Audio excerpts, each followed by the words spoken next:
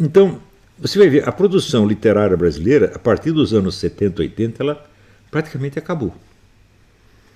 Agora eu vejo ressurgir um pouquinho dentro do meio dito olavista, entre os meus alunos. Né?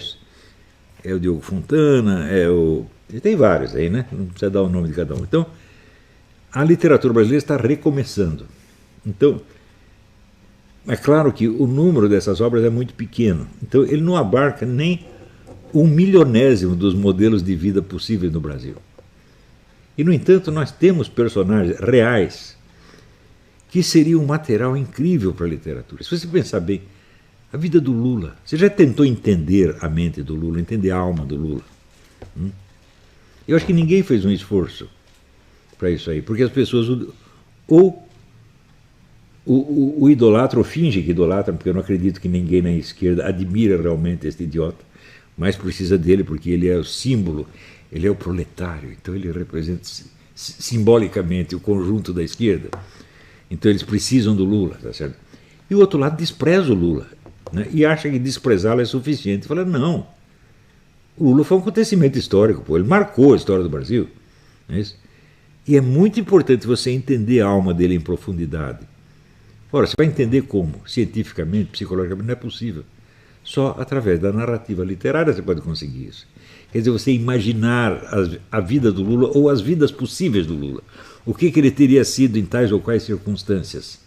Nossa, é um personagem, o Zé Dirceu é um personagem incrível. Mas escuta, nós não estamos trabalhando ficcionalmente nenhum personagem brasileiro há meio século. Você pensa, o que aconteceu com o Fernando Collor de Mello? O que ele fez exatamente? Qual é a dele? Ninguém entendeu nada até hoje. Você vê só o drama de família que ele teve, né, com o irmão virando contra ele, depois a mulher também. Né? Pô, você não vai explorar isso dramaticamente? Meu Deus do céu! Né? Eu digo, que falta faz nessa hora, sei lá, um dramaturgo, um Jorge Andrade, uma coisa assim. Né?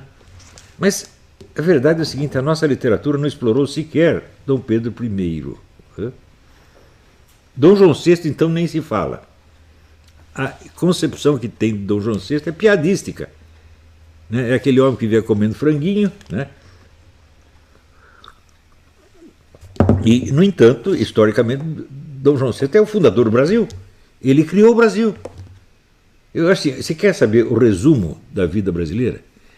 É assim, a mulher que fez o filme sobre Dom João VI, até esqueci o nome desgraçado. Como é? Carla Camurati. Ela fez o filme, assim, um filme caricaturando Dom João VI abaixo de merda. E o filme foi financiado pelo Banco do Brasil, o qual foi criado por Dom João VI. Mas isso quer dizer, é tipo da ingratidão pueril. É o sujeito que se acha superior àquele que o sustenta. Não é isso? Então é a falta de maturidade e incrivelmente, obras desse tipo, que não merecem sequer uma cuspida, né, são badaladas porque interessam politicamente a tais ou quais grupos, ou comercialmente a tais outros. Assim não vai, gente. Se nós não temos uma alta cultura, nós não vamos ter uma política decente. Isso é ridículo. Quando começou a se formar a tal da direita brasileira, né, e eles apostaram tudo numa eleição presidencial, antes de ter criado uma militância, antes de ter uma geração de intelectuais, isso aí vai. É suicídio. Né? E nós estamos vendo como este nosso presidente sofre todo dia. Né? Ao ponto de chegar hoje o tal do Carlos Vereza, né, que na sua velhice, já decadente como ator, renovou o seu prestígio, passando para o lado da direita e falando bem do Bolsonaro. Agora diz, eu descobri que o Bolsonaro tem plano pessoal de poder e que ele fica fingindo que as pessoas o traem para ele poder destruí-los. Ele fingiu a facada, ele fingiu a traição do Sepulcro Caiado, né? Ele fingiu a traição do Dória, foi tudo, ele fingiu que os caras o traíram só para ele poder sacanear os caras. Vereza, vai pra puta que eu pariu, rapaz, vai chupar a piroca do Fruta, pô. Seja homem, para com essa palhaçada. O que você inventou é tão pueril, tão idiota, tá certo? Mas como é possível um sujeito que é um ator que tem uma certa fama na porcaria da cultura brasileira falar uma coisa dessa? Invente outra coisa. Não estou falando, né, você criticou o Bolsonaro. Invente outra coisa. Mas isso aí é muito pueril, é muito idiota. Tem tanta coisa que você pode falar mal dele, tem que ser logo isso. Que assim, obviamente, falso. Não tem nenhum político no Brasil que fosse, vamos dizer, tão achincalhado, tão caluniado, tão difamado desde o primeiro dia. Antes dele fazer qualquer coisa. Não há crime que não tenha sido atribuído ao Bolsonaro. Todos os crimes possíveis.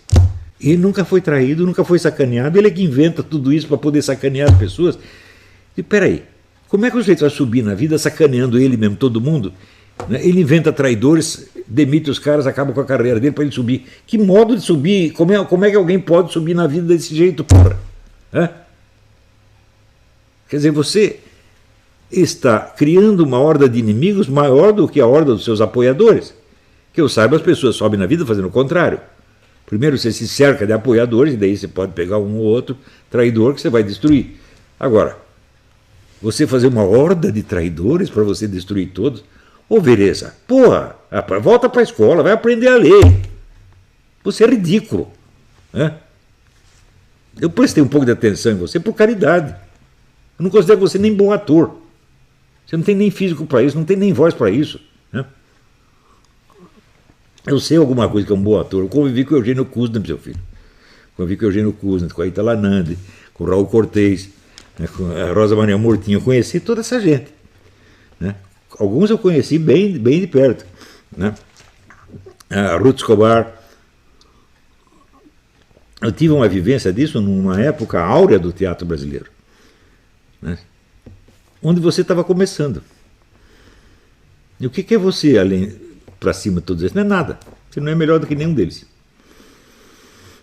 Então, de repente ficou famoso porque rompeu com a esquerda, já vi no Herói no dia seguinte. Mas espera aí.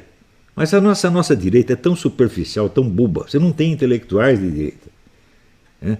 Só tem youtubers, né? E pessoal de show business e jornalistinhas. Então você não tem realmente uma consciência conservadora séria, como você tem uma consciência esquerdista séria. Se você pegar a produção da esquerda, né, produção literária, sociológica da esquerda, você vê, o melhor livro que se escreveu no Brasil e que eu ainda uso como referência fundamental para explicar a nossa situação é o do Raimundo Fauro, Os Donos do Poder. O cara, ele foi praticamente um fundador do PT. A direita fez algo parecido com isso? Fez muito antigamente.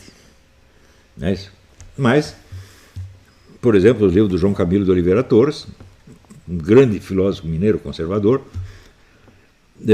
mas de toda a produção dele não tem nada que seja tão importante para a compreensão da situação atual quanto o livro do Raimundo Fauro.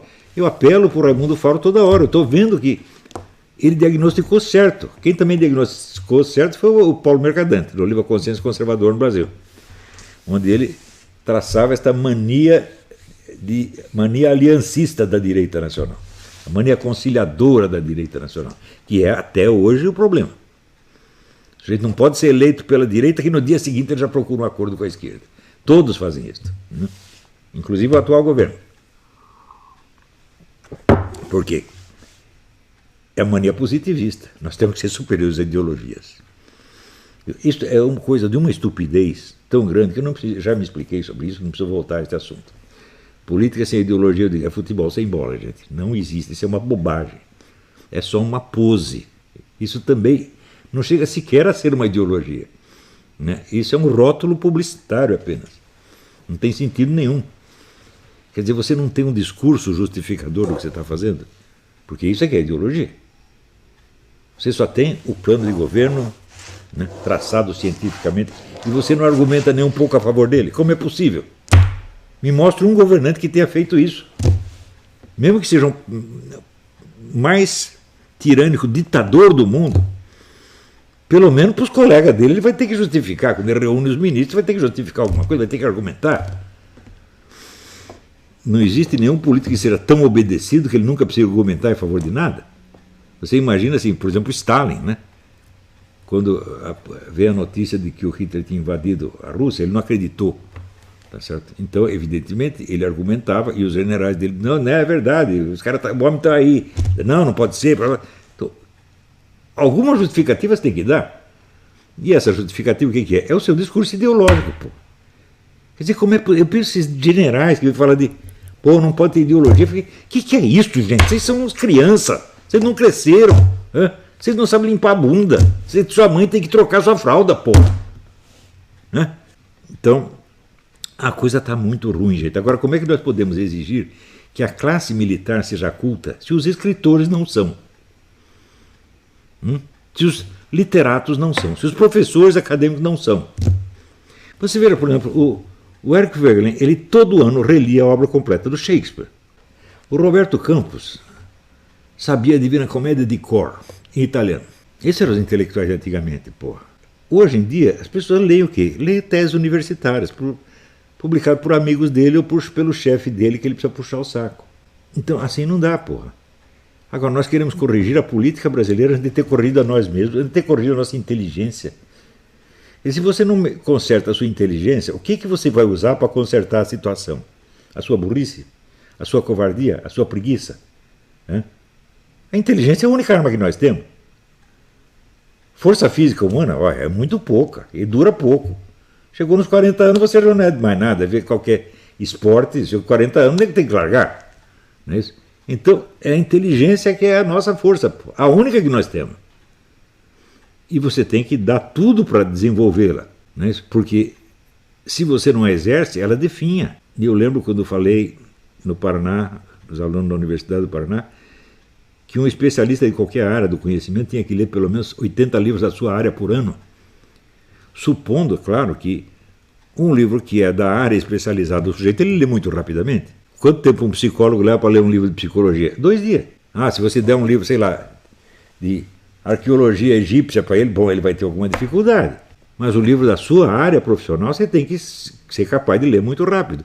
E os caras ficaram chocados, acharam que eu era um tirano de querer obrigar eles a ler 80 livros. Ficaram chocadíssimos. Nunca imaginaram uma coisa dessa.